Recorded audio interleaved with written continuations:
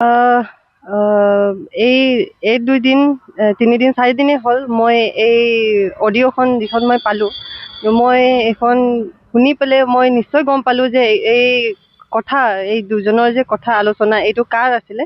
তো মই যিমান গম পালোঁ, এইটো অনিল টপ্প, যিটো নেকি আচাৰ এডভাইজাৰ হয় চাগে নে হয়, আৰু যিটো দেৱজিৎ বসুমতাৰী, ইহঁতৰ দুজনৰ আলোচনা যিটো মানে ওলাই পেলাই আজি যিটো সিহঁতে মানে মোৰ ওপৰত যিখিনি কথা ক'লে, তো সেই কথাৰ মানে মই সিহঁতক ক'ব বিচাৰিছোঁ যে সিহঁতে আজি মোক কিমান দিন হৈছে সিহঁতে মোক চিনি পায় আৰু কিমান দিন ধৰি সিহঁতে মোক জানে, আৰু যি কথাবিলাক কৈছে আজি মই সেইখিনি মই ক'ব বিচাৰোঁ যে আপোনালোকৰ তাত কি মানে প্ৰুফ আছে যে আপোনালোকে মোৰ বিষয়ে আপোনালোকে কথা ক'লে।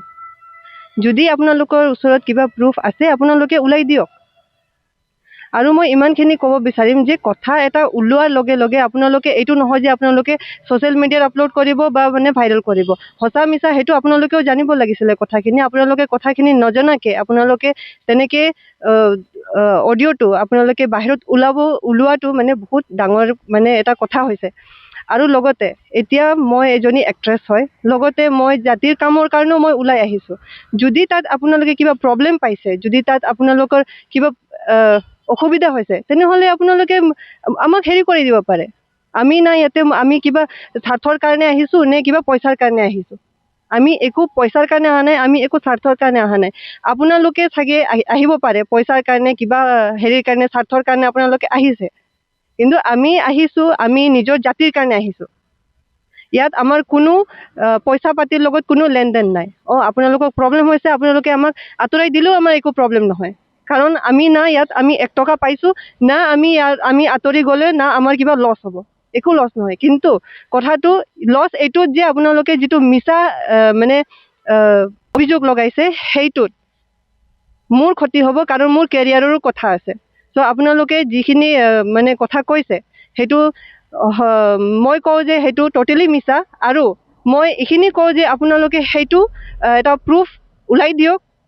আৰু মই মানে আমাৰ যিটো মানে আমাৰ অসম চৰকাৰ, আমাৰ যি পুলিচ প্ৰশাসন, মই সিহঁতক ক'ব বিচাৰোঁ যে এই হেৰিত মানে যোনটো মানে হেৰি চলিছে, এই অডিঅ'খন যোনটো ভাইৰেল হৈছে, সেইটো সিহঁতৰ ওপৰত মানে তদন্ত কৰিব লাগে আৰু আমাক ন্যায় দিব লাগে, ইমানে। এনেকে ধৰণৰ যদি মানুহ থাকে তেনেহ'লে নাৰী জাতিটো কেতিয়াও সুৰক্ষিতই নহ'ব। সিহঁতক এইবিলাকত আহিবলৈও সিহঁতে ক'ব, নাহিলেও সিহঁতে কথা ওলাব। আজি আমি ওলাইছোঁ, আমি জাতিৰ কাৰণে ওলাইছোঁ। আজি যদি আমি ইয়াতে ছেফে নাই, তেনেহ'লে আমি ওলাই কি কৰিম? আমাৰতো একো কামেই নাই, ফ্ৰীডম নাই। আমি য'ত কাম কৰিব যাওঁ তাতেই 2টা কথা, আমি য'ত কাম ওলাই গ'লেই 2টা কথা। আপোনালোকৰ নিচিনা মানুহ যদি এই সমাজত থাকে, তেনেহ'লে নাৰী জাতি কেতিয়াও ফ্ৰীডম হ'ব নোৱাৰে, সিহঁতে কেতিয়াও সুৰক্ষিত নাই।